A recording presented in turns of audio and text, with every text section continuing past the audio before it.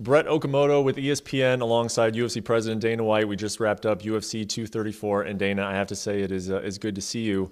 I assume that the windows in your hotel room don't open, otherwise you would have been jumping out this morning, right? Yeah, I was close, believe me.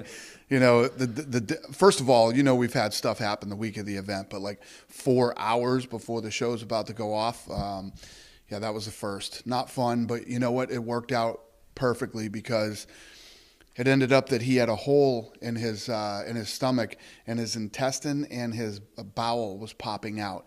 And they think that it's a problem that he's had for a while. It pops in and it pops out. And if it popped out during the fight and he got hit there, it could be fatal. So everything happens for a reason. This happened for a reason, and I'm glad it did. So it worked out.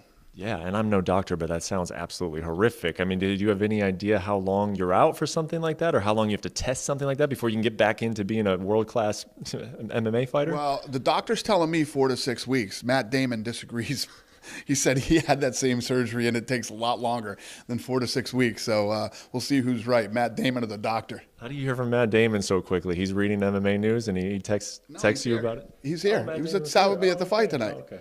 Right on top of things, ESPN. I missed him. I'm in the back, back in the tunnel. So let's talk about that main event, Anderson Silva versus Israel Adesanya. A lot of hype, obviously, leading up to that fight. Did it deliver as far as you were concerned? I mean, the first round was ridiculous. I mean, we were all texting back and forth, and Joe Silva said, this round looks like a kung fu movie. When you have two of the absolute best in the world, you know, Anderson said he always wants to fight the mirror image of himself. Well, he got it tonight, and you saw that in the first round.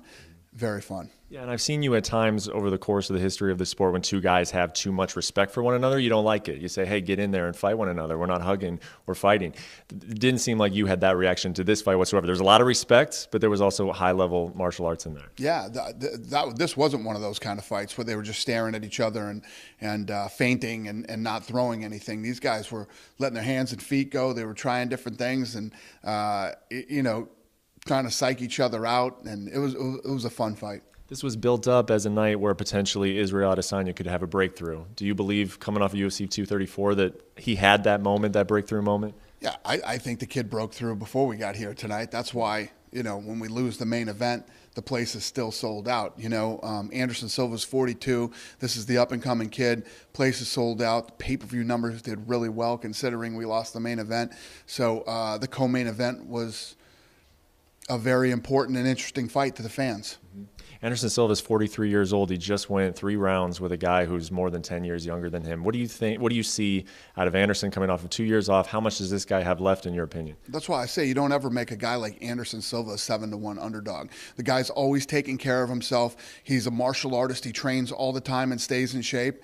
And you know, he's one of the greatest of all time. He's when he gets in there with anybody, I don't care who it is. He's a vet. He's got the skills to hang in any fight and finish anybody at any time. You don't ever count a guy like that out. It's just stupid. It's still fun to watch him, too. Him doing all of those things that he's done historically with the hand movements. You're not sure what he's doing, waiting against the fence and telling Izzy to come over to him. If he had won this fight, you had said that this was a #1 contender fight, that he'd be going for the belt. Do you still look at him in that way? Is he a middleweight contender, or do you think he's sort of crossed over into that next chapter of his career where it's sort of fun fights the rest of the way? Listen, he still wants to fight. You know, he took this fight because he saw the opportunity to possibly get a title shot. You know, when he started giving his speech tonight at the end, I said, uh-oh, sounds like he's going to retire right now. And he didn't. What he ended up doing was asking for a fight in Curitiba. So I don't know what's next for Anderson Silva. We'll figure it out, though. Okay. And that middleweight title picture, everybody's curious about it. And I know, you know, obviously with Rob's health, you're not going to have a whole lot of answers now. But if the guy was healthy tomorrow, I am curious, in your mind, who is ahead? Is it Kelvin or is it Israel after tonight? Yeah, it depends on how fast this guy can recover, this guy being Rob Whittaker. It depends on how fast he can recover. If he can recover fast, we'll turn him and Kelvin around quick. Okay. Appreciate it, man. Thank you very much. It was a fun night of fights. Thank you.